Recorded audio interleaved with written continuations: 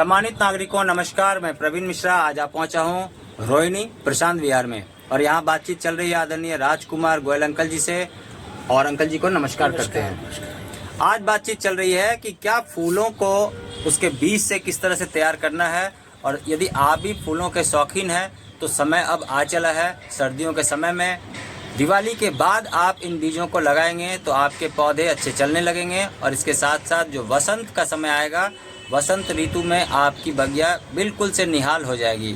और ऐसा अनुभव हमने पिछले कुछ एक सालों से किया हुआ है और अंकल जी ने भी किया हुआ है पिछले साल, है ना। बिल्कुल बिल्कुल। तो सर्दियों के समय में दिवाली के बाद जब आप पौधों को लगाएंगे तो इस लगाने की तरकीब के बारे में भी बातचीत चलेगी। लेकिन आज बात जो चल रही है स्पेशल कि कौन कौन से ऐसे पौधे हैं जिनको लगाया जाए, तो एक एक करके अंकल जी नाम भी बताएंगे और उन आप तक पहुंचाने का भी प्रयास करेंगे। जी अंकल जी, नाम बताइए। डायंथस है। डायंथस को हम लोग लगा सकते हैं अभी के समय में, बहुत बढ़िया। दूसरा है कॉक्सकॉम, ठीक है।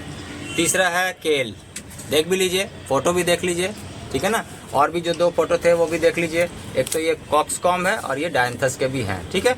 ऐसे करके फोटो दिखा देंगे हम लोग। ओके, अब इसके बाद है हमारे पास ये हॉलीहॉक, दिखा दीजिए।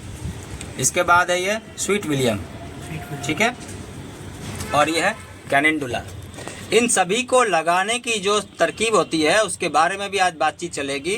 और हम लोग ये लगाने का जो प्रयास है वो समय आता है दिवाली के जस्ट बाद से शुरू कर सकते हैं। जब तापमान 30 डिग्री से नीचे हो जाए, 25 डिग्री से नीचे हो जाए तो आप लगा सकते हैं। और ये लगभग दिन का तापमान जब 20-22 डिग्री तक के आसपास है तो आप इन पौधों को उगा सकते हैं और लगा सकते हैं, अपने लिए सीडलिंग या सैपलिंग तैयार कर सकते हैं। तो ये कैनेंडुला है, कैनेंडुला का भी देख लीजिए।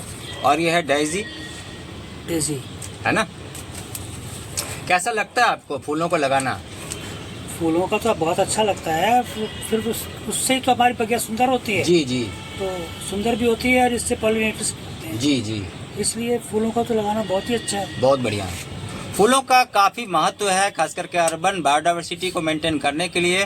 फूल एक संकेत देते हैं कि आपके घर में कुछ अच्छा चल रहा है, एक पॉजिटिव वाइब्स देते हैं। और इनको समझने के लिए ज़रूरी है फूलों को लगाना, उनसे जुड़ा होना और उनको समझना, उनसे बातें करना, उनसे बतियाना, है ना। तो ये देखिए अब क्या है, वर्बिना, वर्बिना फोटो दिखा दीजिए।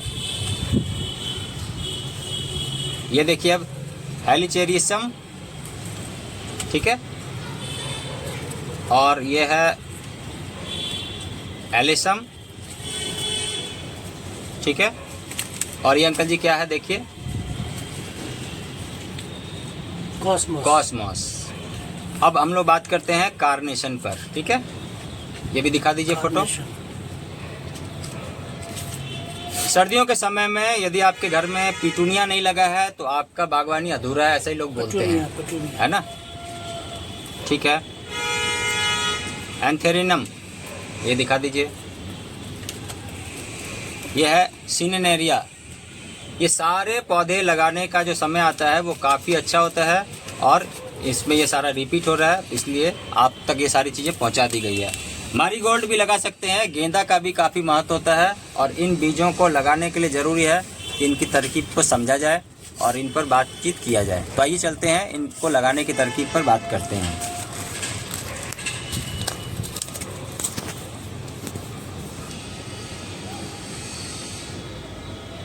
पौधों को लगाने के लिए ज़रूरी है कि इस तरह से सीडलिंग ट्रे में लगाई जाए, जिसके बारे में 1:1 के रेशियो में कोकोपीट और वर्मी कंपोस्ट, और इसके साथ साथ ट्राइकोडर्मा से इसे ट्रीट करके सॉइल मिक्स बनाया जा सकता है और इसे लगाया जा सकता है।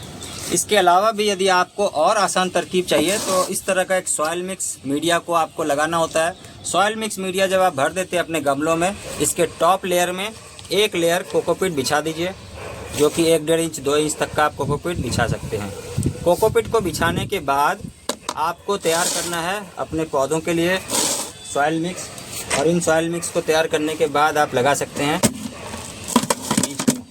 तो इसे तरकीब को सीखने के लिए चलते हैं कि कैसे लगाया जाए। तो 1 मुट्ठी कोकोपीट डालिए। सर्दियों के समय में लगने वाले बीजों का चयन करते हुए उन बीजों में से किसी एक को आपको लगाना होता है, और ये तरकीब हम आप तक पहुंचाने का प्रयास कर रहे हैं। और ये है हॉलीहॉक के बीज, तो इनको लगाते हैं। ये हॉलीहॉक है, ठीक है। ये बीज है इन बीजों को इस कोकोपीट के साथ मिक्स कर देते हैं। अच्छे से मिक्स कर दिया। इसमें ट्राइकोडर्मा भी डाल दिया जिससे कि फंगस ना लगे। और ये ट्राइकोडर्मा ज़रूरी भी है क्योंकि बीज में जब शुरुआत होती है तो उसी समय से बहुत सारी ऐसी चीज़ें हैं जो बीज को नुकसान पहुंचा सकती है।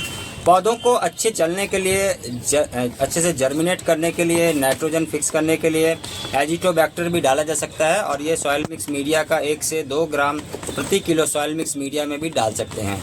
इसके साथ साथ आपका जो जड़ है वो अच्छे से डेवलप हो, इसमें माइकोराइज़ा भी डाल सकते हैं। और ये माइकोराइज़ा का पाउडर जो है ये भी डाला जा सकता है। वो है 1 किलो सॉइल मिक्स में लगभग 5 से 10 ग्राम तक का माइकोराइज़ा का पाउडर डाल सकते हैं जिससे कि रूट्स अच्छे बन सकें।